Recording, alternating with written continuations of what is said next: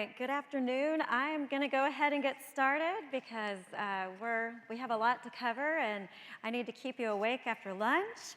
And my name is Angela Shirley and you are in the Approaching Difficult Conversations with Courage sectional for today. So I'm so happy that you are all here. Just to share a little bit about my background before we get started. So I've been this is my 27th year in educational ministry. So started out as a second grade teacher, then spent some time in middle school, actually 1 year, not my gift. I was like, get me back to the younger kids. Spent time in preschool as well, and then eventually was leading our early childhood program in Tennessee. So we were there for 17 years. And then God, in ways that only God can, he says, no, really, you're going north and you're going to be cold. You're going to St. Louis. So I took the call there to be the director of early childhood education at Christ Community Lutheran School.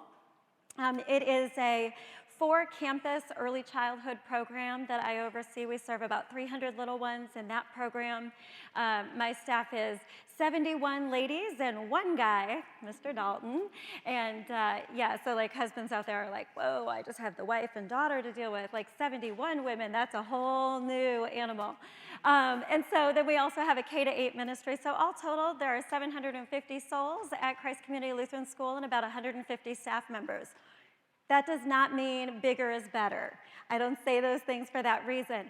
Bigger means we have way more opportunities to have this, the difficult conversations that we have to have in ministry. And so even though my background, in administration is primarily with, church and educational ministry, so some of my examples are going to come from education background, but you're also going to see that there's a very broad application for the things that we're talking about today. So it really is for anybody who's involved with people.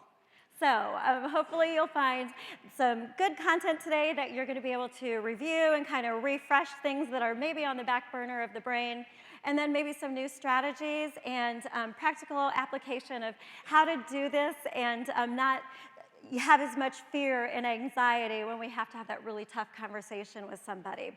So raise your hand if this is the first time you've not had to sit on the floor in a sectional. Yay. I was like, okay, this is good. We have a bigger space. So everybody will have a seat. And the seats are always open up front. So you're welcome to come in if you need to. All right, so let's go ahead and get started. Let's try this again. Mr. Tech Guy. It worked perfectly like 3 minutes ago. There we go. All right, so the first question is, why do we fear difficult conversations? Oh, that's not rhetorical. You can go ahead and say, why do we fear those difficult conversations? They make you uncomfortable. You're dealing with conflict. Ooh, damaged relationships. Say that one more time. Unknown outcomes. Yes, absolutely. What I'm going to say is I think the reason that we fear these conversations, there we go, is because we have this either-or mindset. We've decided that I can either be silent or I have to choose violence. You've seen that on TV this past year, right? I have to choose that or I have to stand on the silent sidelines. Or we decide, I can either be honest with this person or I'm going to offend them. Either or. I'm going to have my interests taken care of or their interests taken care of. And then finally, I'm either going to speak up or I'm going to keep the peace. So I would argue that we have a lot more, rather than either ors, we have some both ands that we can keep in mind. I can both be direct and I can always be kind. Dialogue is always an option when we're going through difficult situations. So if we have this tough conversation with somebody, what is at risk? Some of them we said relationships, work ethic, productivity, Culture definitely impacts the culture, right? If we have this conversation. Engagement, our own physical and psychological health, our stomachs are a mess, we're stressed out, right? How about stress and anxiety? How about trust? Is it going to damage it or is it going to repair it? Well, I would say those same things are at risk if we don't have the conversation. We are still going to have damaged relationships, right? Because I have unresolved things going on with that person, and I see them coming down the hallway, and I'm thinking about ducking into my classroom or ducking into my office so that I don't have to have the conversation. So I would say that all of these same things are going to be present and at stake, whether we have this conversation or not. But we'll find out the positive impacts as we move forward. So, the title of this was How to Approach Difficult Conversations with Courage. Courage has very little to do with us. Courage has everything to do with God's power being at work in us so that we can overcome fear. It doesn't take away the scary conversation. It doesn't take away the awkwardness. But it absolutely can be done with the help of God, because courage, if we look at the very heart of courage, the root of that word is core. That's the Latin word for heart. That is exactly where that conversation is going to come from. It is going to come from the heart. We know that in Matthew 12:34 it says, "For out of the abundance of the heart, the mouth speaks." So think about that newscast that you saw of the people screaming at each other, right? Out of the abundance of the heart, the mouth speaks. So in order for us to have courage, it's all going to begin with motive. So we have to decide, am I going to compromise or do I want to be right? How am I entering into this conversation? Am I going to compromise? Am I going to be right? Do I want to understand this person, or do I just want to avoid embarrassment by having that conversation? Do I have a genuine intent, or I'm like really at the heart of the matter, I'm wanting to kind of punish that person a little bit for wronging me? Do I want dialogue, or do I want to win? That's hard for some of us competitive people out there, right? We want to win. So it starts with heart, it begins with motive, and it comes with words. In our program, our early childhood program, I'm sure like many of your organizations, we had a little impact from COVID. And so we knew that we wanted to repair some things in culture and just in our organization, our relationships with each other. So we went through this great program that really helps you not only design your aspirational culture, but it helps you define it in a way that you can see it. How is it demonstrated, right? And so one of the values, and by the way, that's a whole nother sectional. It's really good, though. If you ever want to look up Jenny Catron, her Culture Works program, it's amazing. Take your team through it. So we decided as a team, as an early childhood program, that one of our most important values was communication. So we have this little logo, and it's A to the third power, ask, acknowledge, act.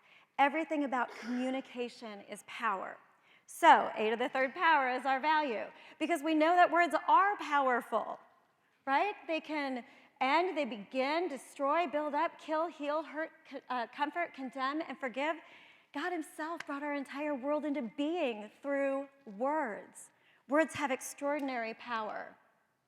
They have intention.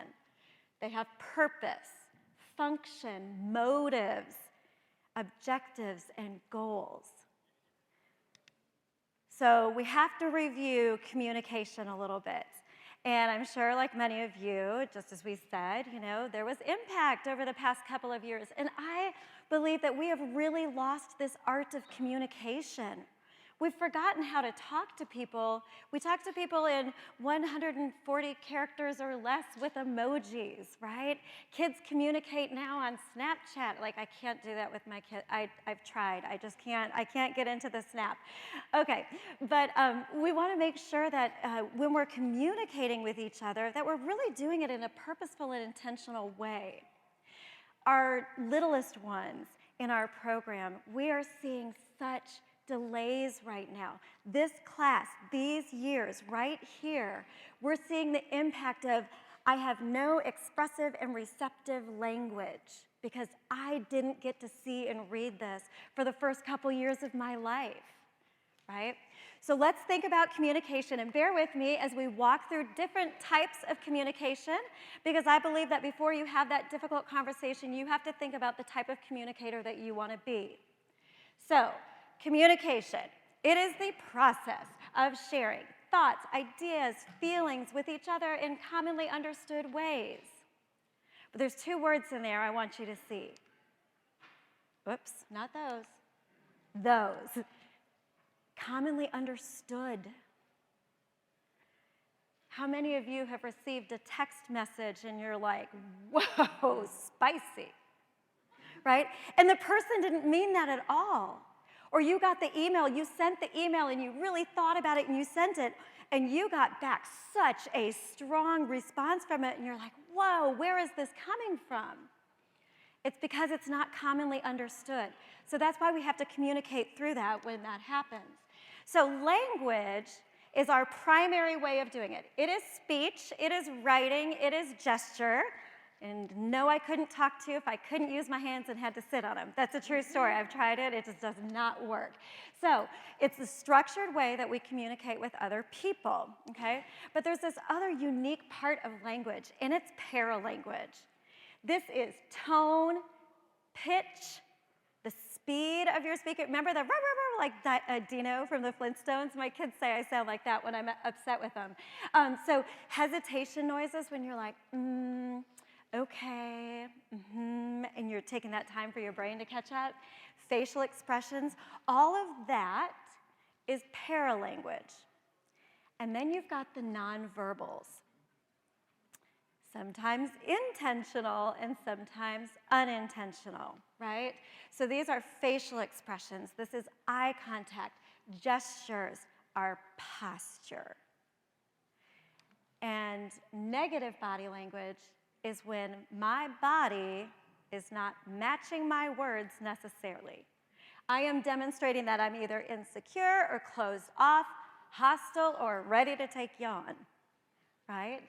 So examples of negative body language. Sorry, that one's kind of tiny. And by the way, the whole slide deck, I shared my bit.ly in the chats, and you're welcome to follow along on that slide deck if you want. There's also a handout there if you'd like to see it. So this would be like sagging shoulders, right?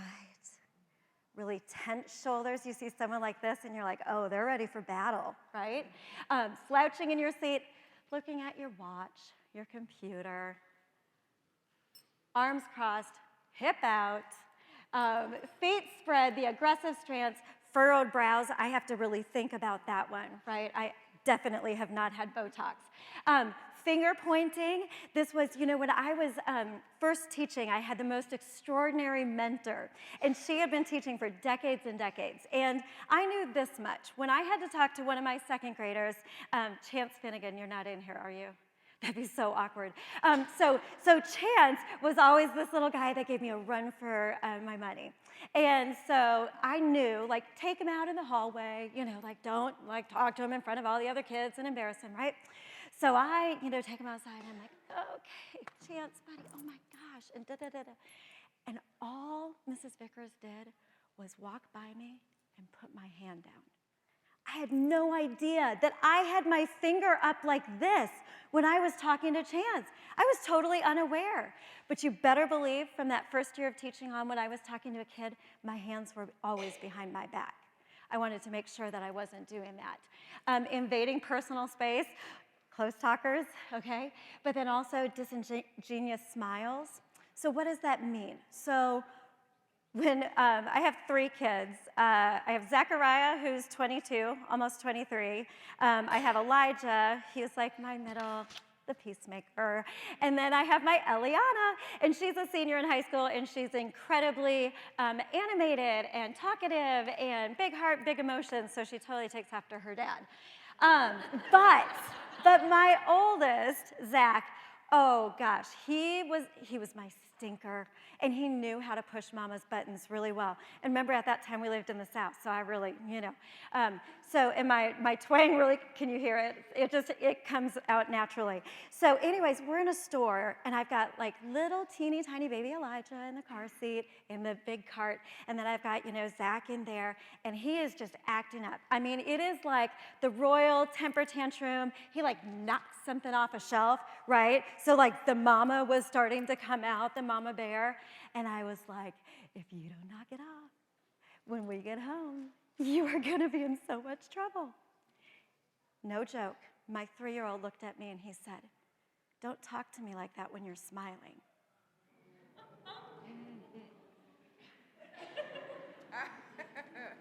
I may have done that a couple times after that too, though. So anyways, that's what it means. Make sure you save your smiles for your happy conversations. So what's really interesting is language, my words, that accounts for about 30% of communication. Paralanguage and nonverbal, 70%. In other words, do you think that there's an opportunity for someone to misunderstand what you're trying to say? Absolutely. Words are power. So let's think about this too. So here's a couple other things about what we say. Every time you are having a conversation with somebody, they're doing it through their lens. Their experiences, their God-given gifts, maybe their skill set, whatever it is. Maybe it's that when they were growing up, they grew up in a yelling household, right? So if your voice comes up, what happens? They revert. It's like a CD playing in our head. We go right back to where we were, right? Maybe there's a word that's a trigger because, oh my gosh, I heard that word when I was growing up and it made me I think about it to this day. And so it could be a trigger for them while you're having a conversation. Their frame of reference is filtering everything. All of the stuff that you say is going through their filter, not yours, not your experiences. So everything you hear, see, smell, taste, touch, and experience goes through your filter. If I asked all of you to close your eyes right now and smell your grandma's house, right? You can do it. Everything that we do is related to the experiences that we have. So I'm going to send and receive messages based on my frame of reference. So the only message that really counts is the one that's received by the other person. And if I'm like, you did not get what I was trying to say there, then it's my job to communicate more thoroughly or in a different way or to try to explain it in a different capacity. So it doesn't really matter what you say, it matters what they thought you said. And that's why we have a lot of miscommunication in the world. So research also says that you can say about 150 words per minute. My husband would argue that it's higher. But what's interesting is we can think at 400 words per minute. Okay, so I'm talking to somebody and I'm trying to convey what I'm thinking and how, I might be a little emotional. I'm trying to say it. Do you think there's a possibility that I thought it in my brain, but it didn't come out of my mouth, but I thought I did because I thought it, but they never got that message because I only got 150 words out? So again, imagine the power of paralanguage and language coming together and me being aware of, this is, by the way, why a lot of times we go, and then we have all those pause things. It's just our mouths trying to catch up with our brain. So, but think if all of that came together to create powerful language. So, what does this mean for us? Well, it doesn't want you to know. It means that we can have misses in communication. All of that says that there are opportunities for people to misunderstand our message and what we're trying to say to them. So, let's think really quickly through the 3 different types of communication. There's actually 4, but I'm going to focus on these 3 first. Passive, aggressive, and passive-aggressive. And do not say names out loud. Okay, passive communication. It's where the person does not share his or her needs, wants, desires, or opinions. Here's the problem with passive communication. I'm fine.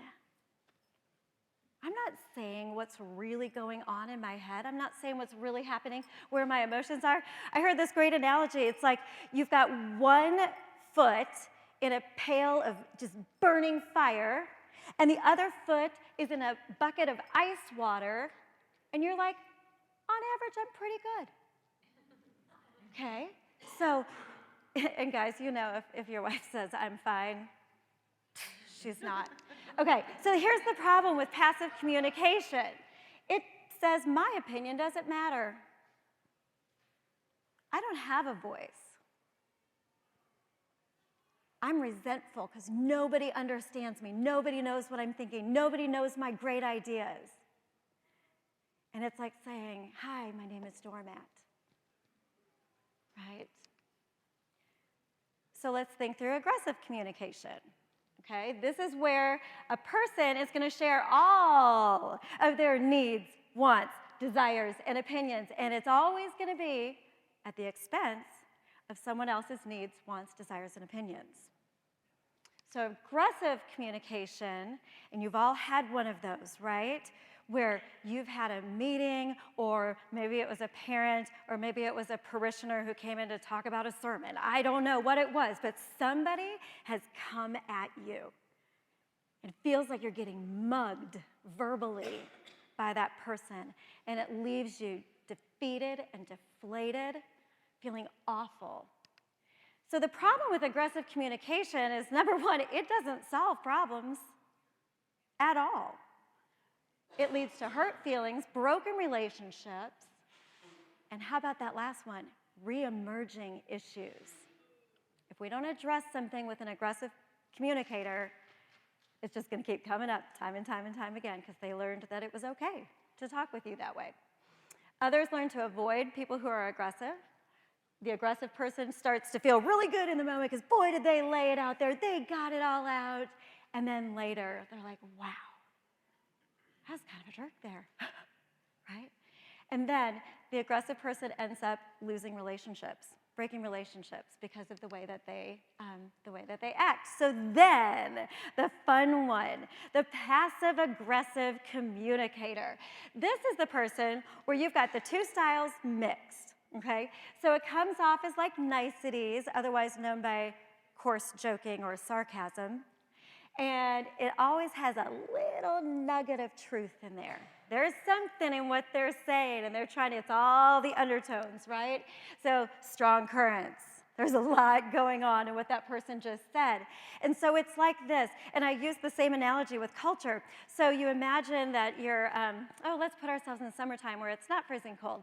And you're down at the river, and it's beautiful water flowing, and you've got trees and birds, the blue skies, the warm temperatures, it's lovely. And then underneath the water, there's a current, and there's muck and tree roots and tangled things. That's what culture is, by the way, is making sure that what's underneath is as great as what's on top. But same thing with passive-aggressive communicators. It looks all nice on the surface, maybe even kind of sort of funny. They're the funny one.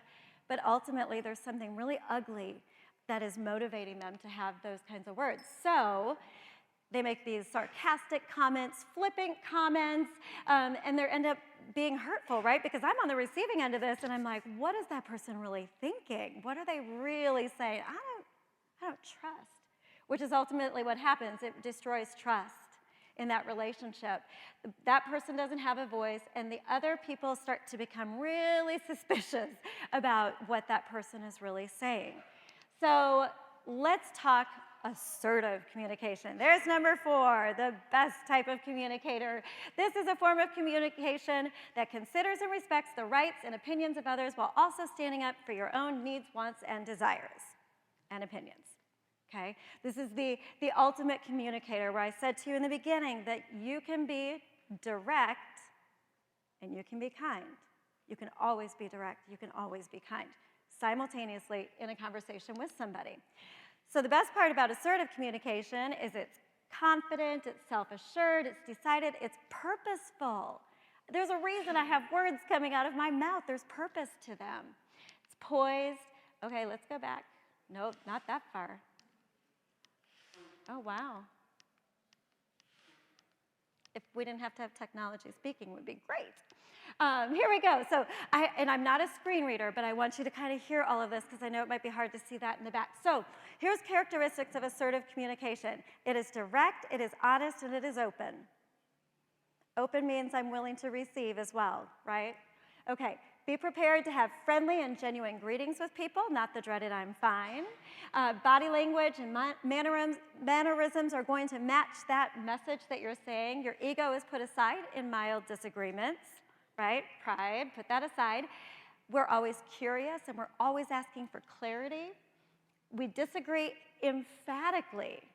Notice it didn't say violently. We disagree emphatically when necessary without crossing over boundaries of appropriate behavior and speech, and we persist as needed, not over-explaining or over-analyzing, but we want to make sure that our views are heard. So, aggressive people will attack people.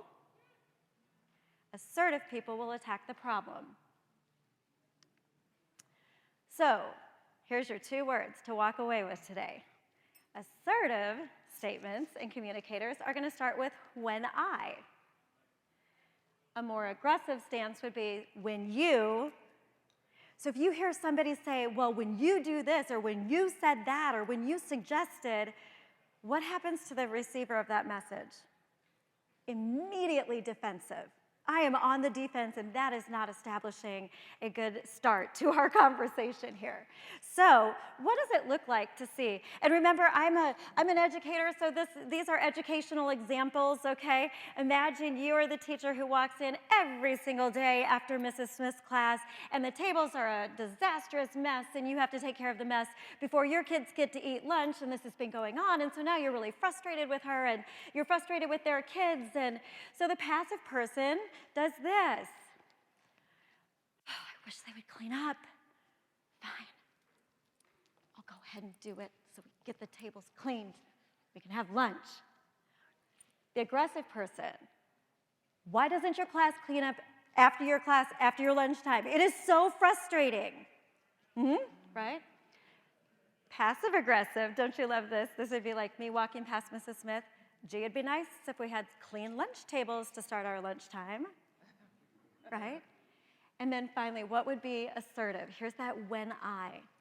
When I see a mess in the lunchroom, it's difficult for us to begin our class lunchtime on time. Could you please make sure that it's done at the end of your period? I was direct. I told him the problem, but I was absolutely kind in how I did it.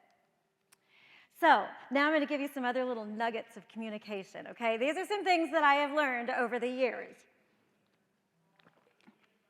I recommend avoiding the absolutes unless it's absolute. Jesus absolutely always, always, always loves all people, and there's never, ever a time when he doesn't love us. That's about the only absolute that I've got. Otherwise, she always does this. He never takes care of that.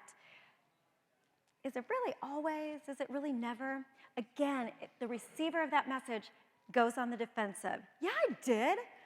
I unloaded the dishwasher 3 weeks ago, right? So, all right, this is another big one. And I think we do this because we think it's nice. So we use these kind of self-defeating statements, right? Where we go, okay, this might not be a good idea, but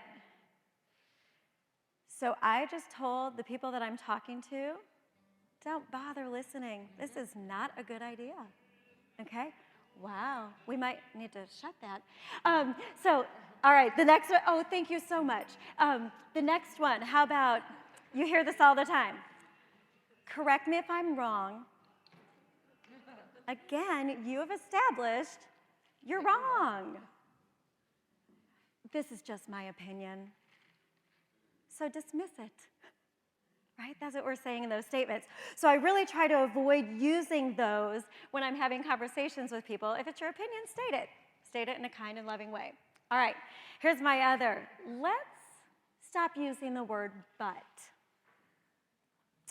honey, you look lovely today, but,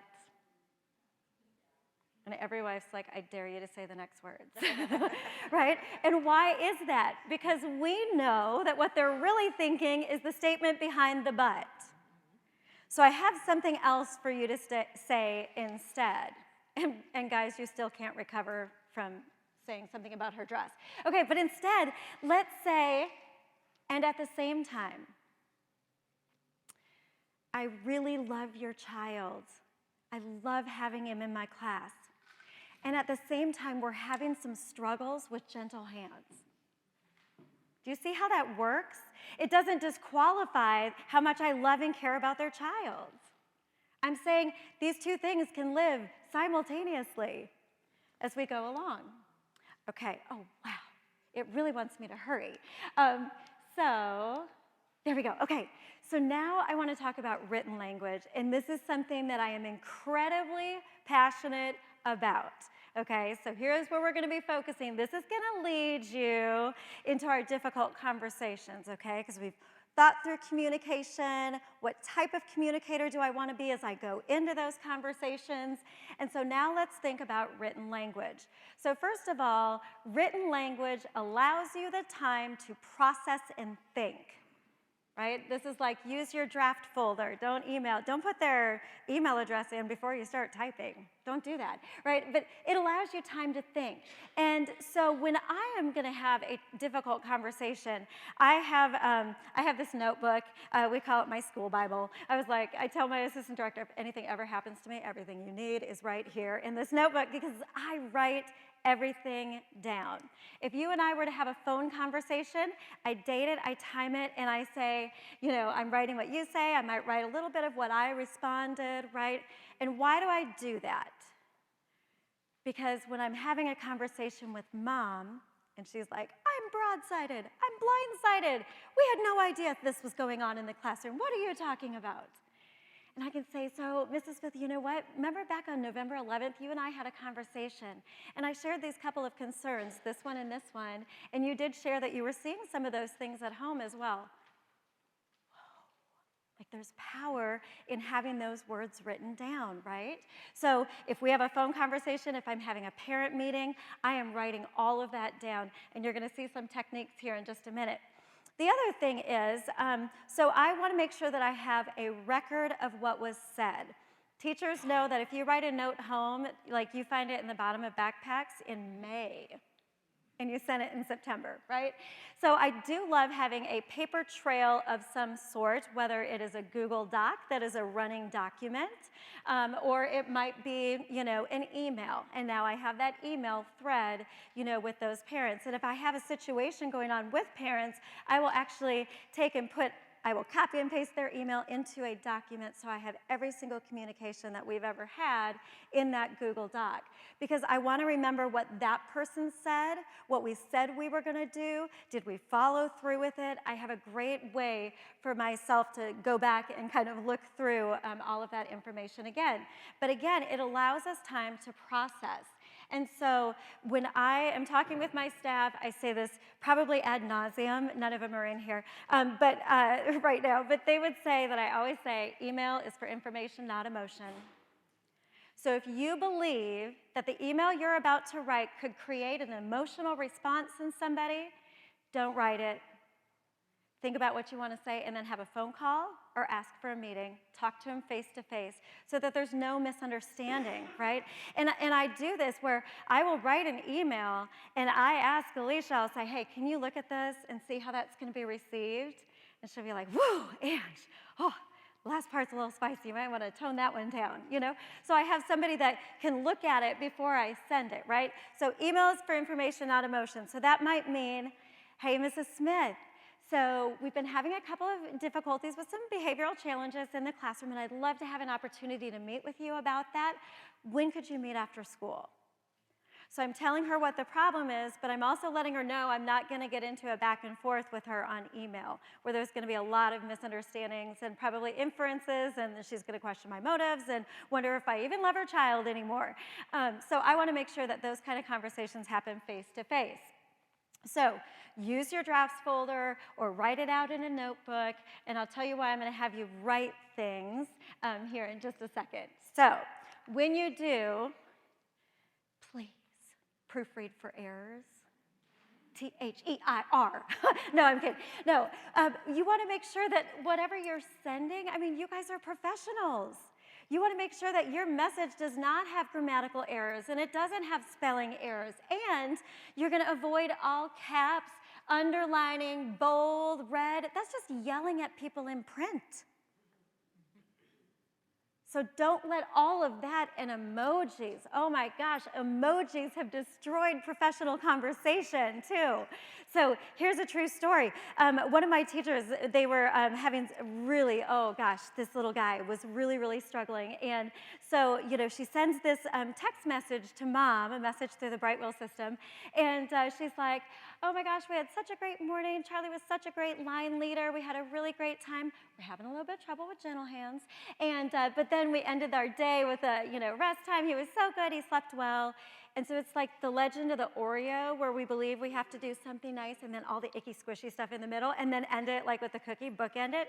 And so what happened was, that was the mom who said she was broadsided. She was like, I have no clue. What are you talking about? So that teacher and I went back. We both looked back at all of their communications, all that documentation that we had, and we realized that it was like hug emoji and, smiles and so many exclamation points.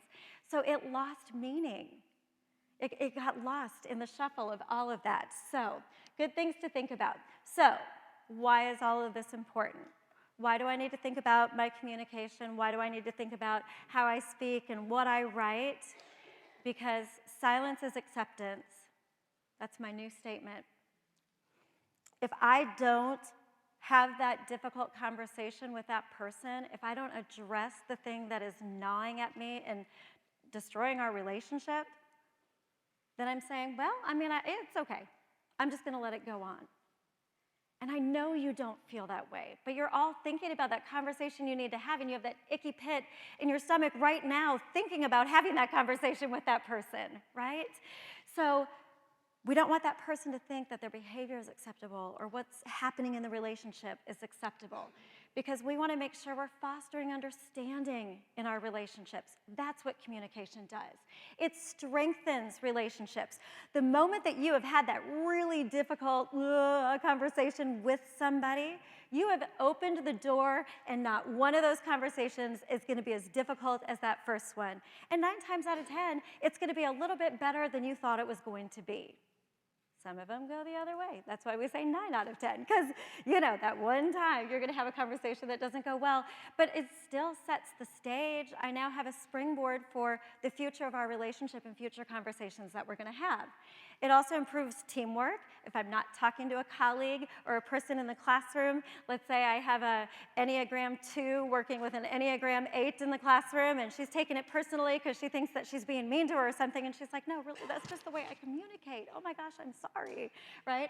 So it's going to improve our teamwork, and it's also going to build trust with our team, with our colleagues, with our family, with our parents, our parishioners, whoever it is. So we have to have a plan. This is how you are going to face a difficult conversation. You're going to have a plan. And really, no, write it out. For real, practice it and have that before you have the conversation.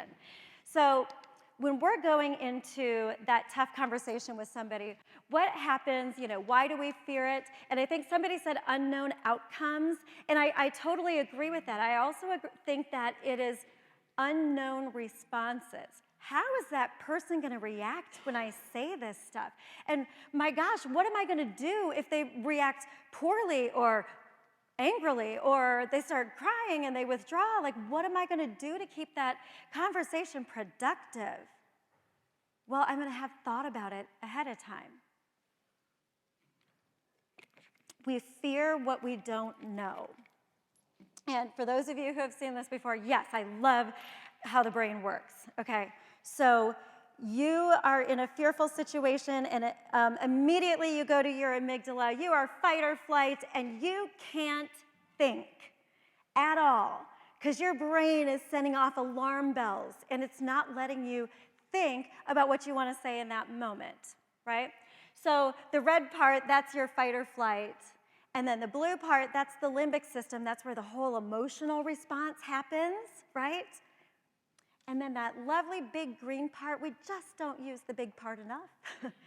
That is logical thinking, critical thinking, finding solutions, addressing problems, and strategizing through them. That's where all of that happens. But here's the problem. When my brainstem is activated, it literally shuts off my ability to think. I can't problem solve when I'm running from dinosaurs, and I can't problem solve when I'm feeling super emotional. So how am I going to take away that fear response? I'm going to prepare for all of the what-ifs that might come my way.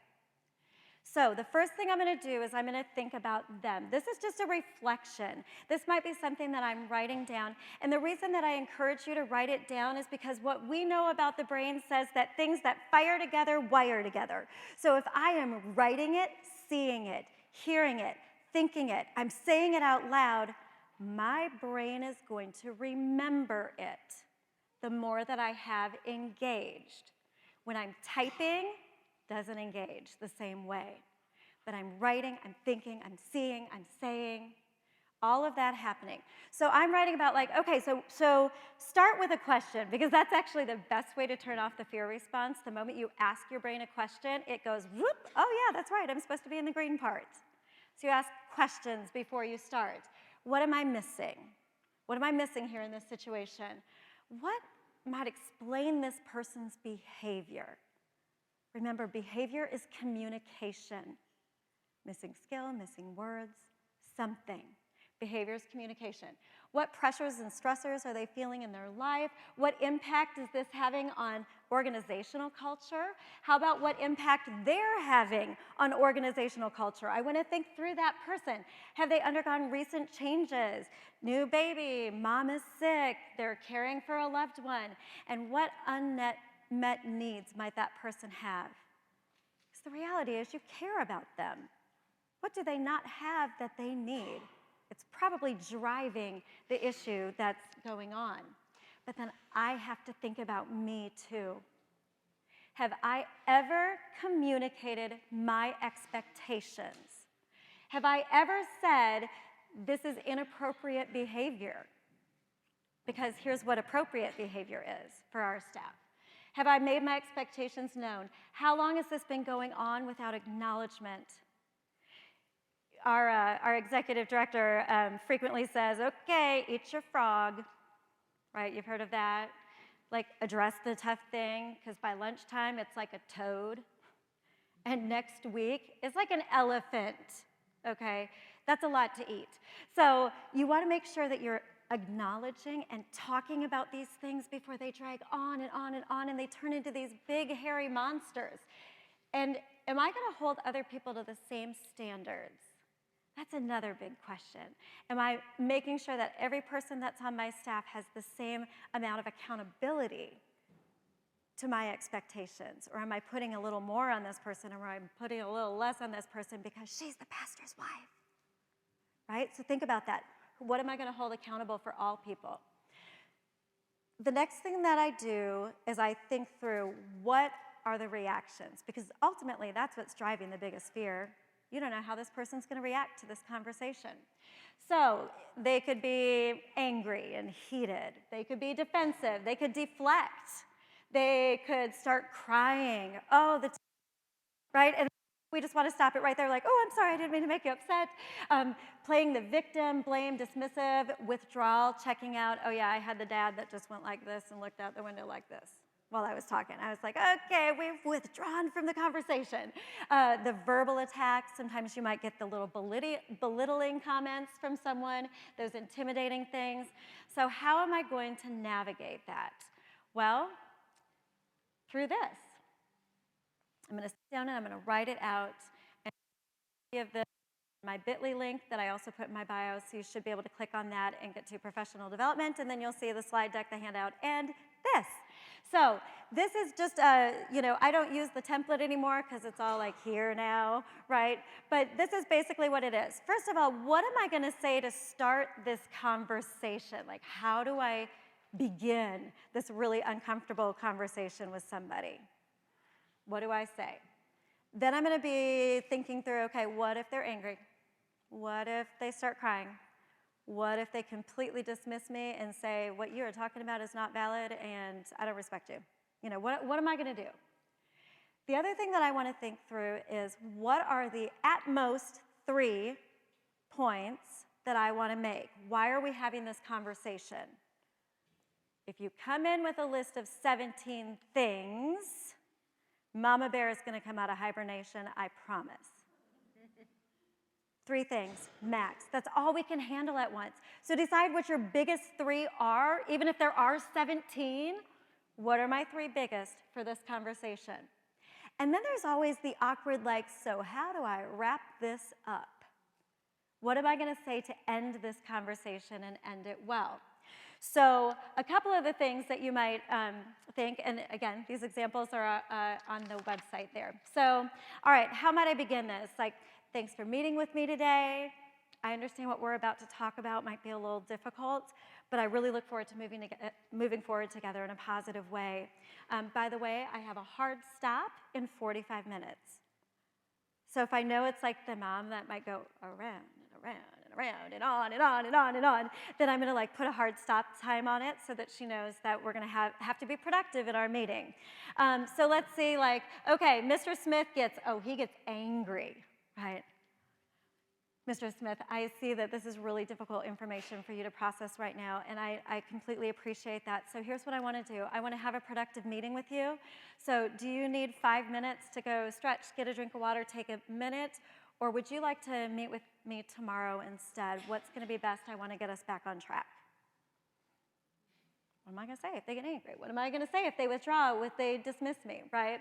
So examples of what are some important points to make? These are from different facets of ministry. So one might be, okay, late arrivals are having a really negative impact on our organization's productivity, and it's creating tension among our colleagues, right? Someone always has to cover for you.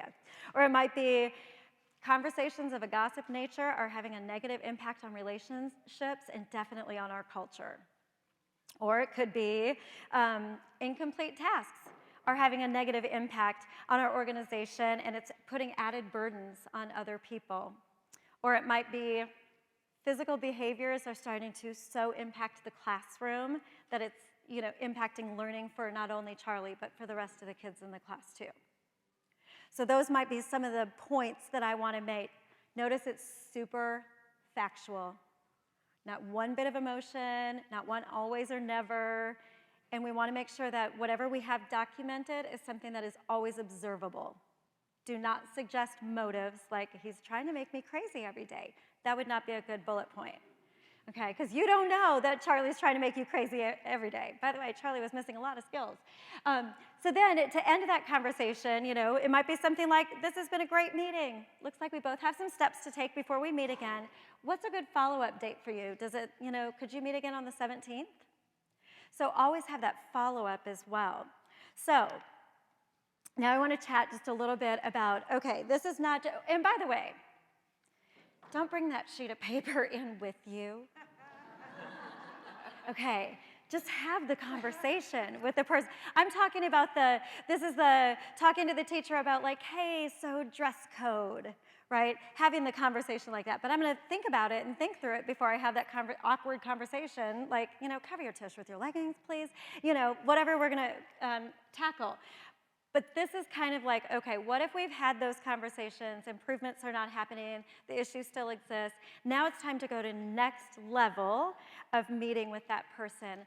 And what I love about the S-bar is that it removes so much emotion from the meeting, from a really hard meeting. You're like, okay, so what's an S-bar? Well, so I heard about it years ago. There's actually a great book, Turn the Ship Around. It's a great leadership book. And they were talking about, it's based on a nuclear submarine, right? And so it's this system that they developed because there's not a lot of room for error on a nuclear submarine. So it was first established by the military. Then there were some medical people that were like, wow, this has really improved their efficiency and their accuracy.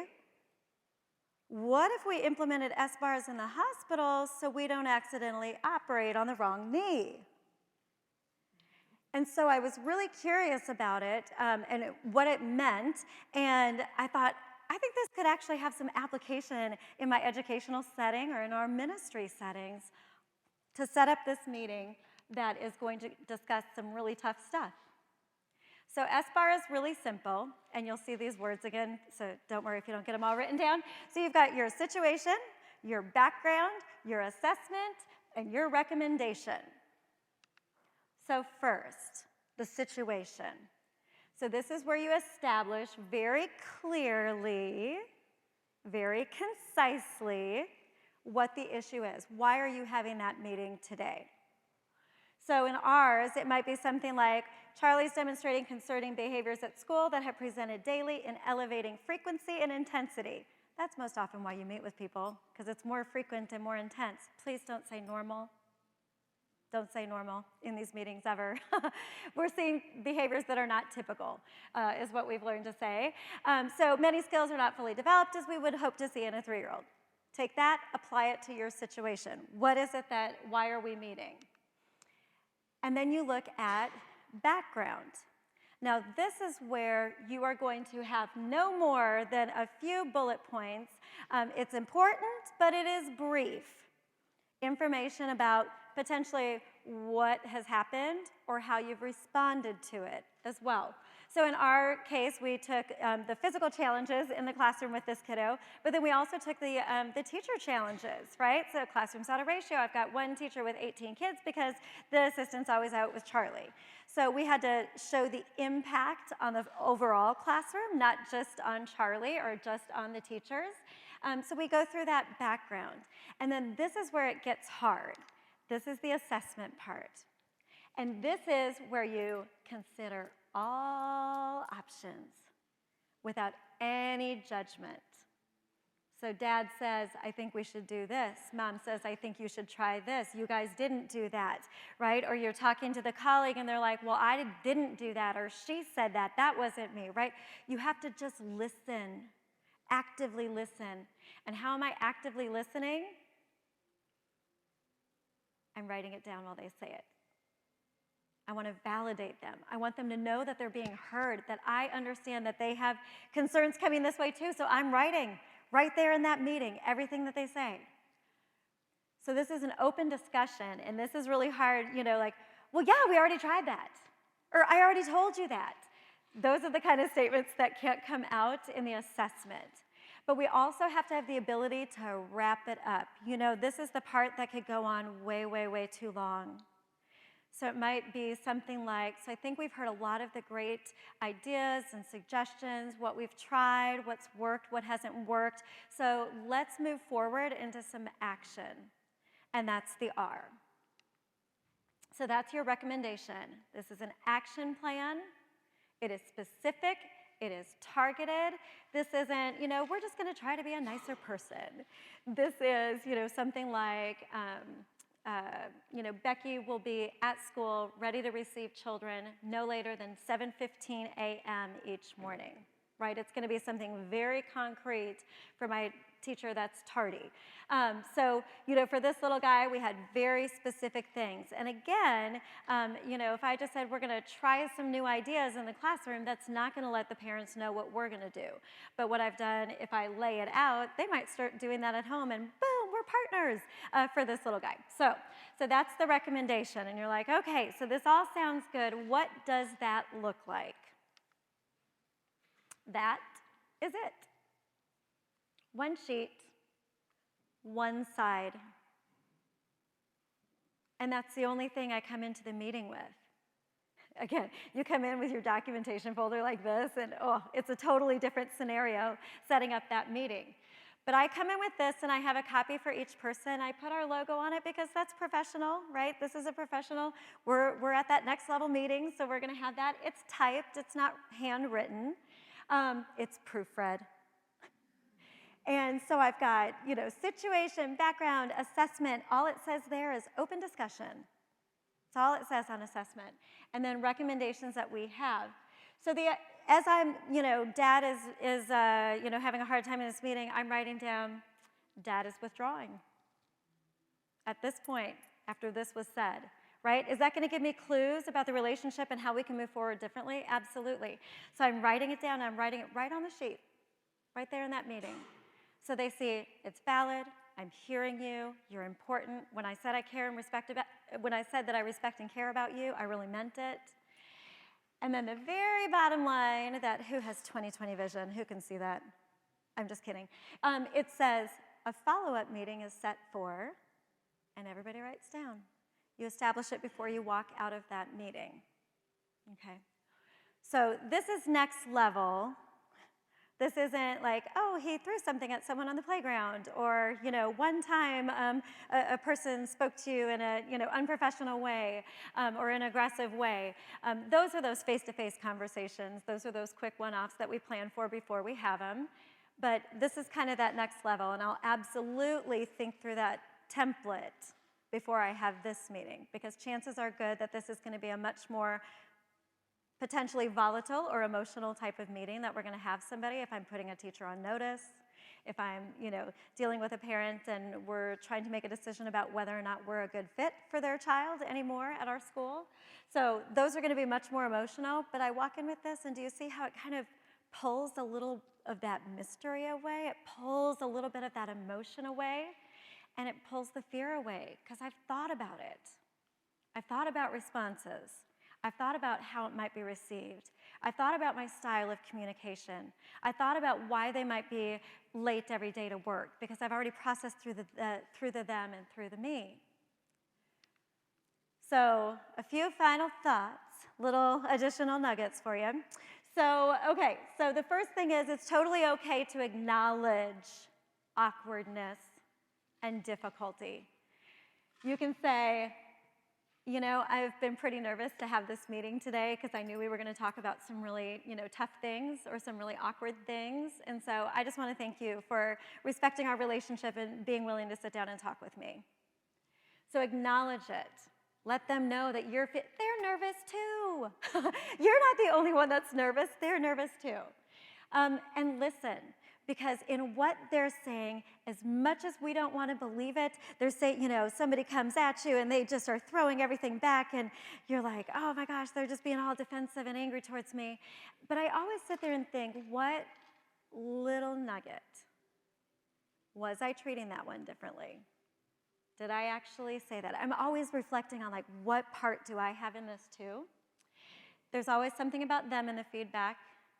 Super defensive, when did it happen? Whoa, let me think about his frame of reference. Where is he coming from? What's his filter that all this is going through? Then we talk about, having the conversation. It's an even better if. Another phrase you hear around CCLS frequently. These are the things where you have to decide, is it an either or? Is it silence or violence? Or could it be direct and kind? Then we say, start with your heart, the best end in mind. Dialogue is always an option, and that's what we want here. So if you've not read the book, Crucial Conversations, write it down. It's good. It's about having the conversation when the stakes are high, emotions are strong, and there's opposing opinions. It's like Uncle Larry at the Thanksgiving table, right? You know that he's going to come up with an opposing opinion politically, and it's going to produce a lot of strong emotion. Are the stakes high? Yep. Our family's never going to have Thanksgiving together again. Right, so Crucial Conversations, wonderful book, and there's a great quote from that, and it says, people don't become defensive simply because of what you're saying. They only become defensive when they no longer feel safe. The problem is not the content of your message, but the condition of the conversation. It's not the content, sometimes it's motive, it's the way that it's coming across, right? The only message that counts is the one that's received. So just to kind of wrap up and review everything that we've thought about, always good to do, right? Okay, so we talked about minimizing fear and anxiety by preparation. That's how we're going to do it. We're going to establish our communication style because we're going to think through those styles of communication we've talked about. And we're going to prepare for those conversations by writing it out. What are my 3 main points? How will I respond if, and how am I going to end that conversation? I'm going to reflect through them and me before I have that meeting with them. Prep the S-bar if you're at that level. And then anchor your meeting in prayer. So remember how we said in the very beginning that courage is God's power at work in you to overcome fear. It's not from ourselves, it's him speaking. And you know, he promised Moses, one of his servants, you're God's servants.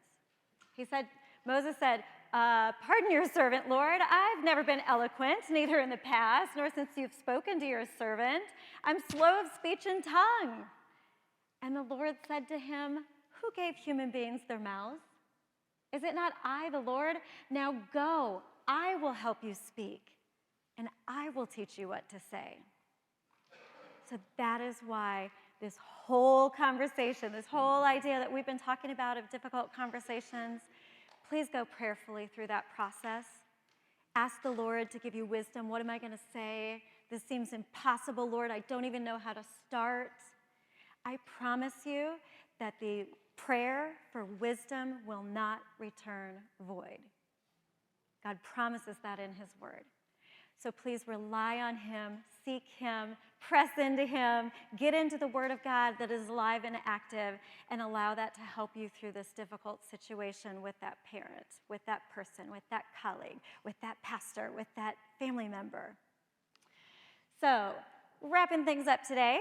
So I hope that in some way, shape, or form, you walk out with a nugget today. Otherwise, you just had to listen to a lot of words, which is, again, my husband will win that one then. No, so I want to make sure that you know that I'm always happy to be a resource. My contact information is up there, and the QR code is for the Bitly. That is where you can find the slide deck from today, the handout, the template. You can also look further. There's other professional development on there as well, where we talk through hard conversations and S-bars and things like that. So you're welcome to, connect with me through that. I also put it in the chat, and I think it's also on my profile. So know that I'm happy to talk with you and partner with you. I don't have all the answers, and I bet even after 27 years, I'm still going to have one that surprises me. But definitely partner with the people around you in ministry, and I'm happy to be one of those partners too. So thanks for your time today. I really appreciate it.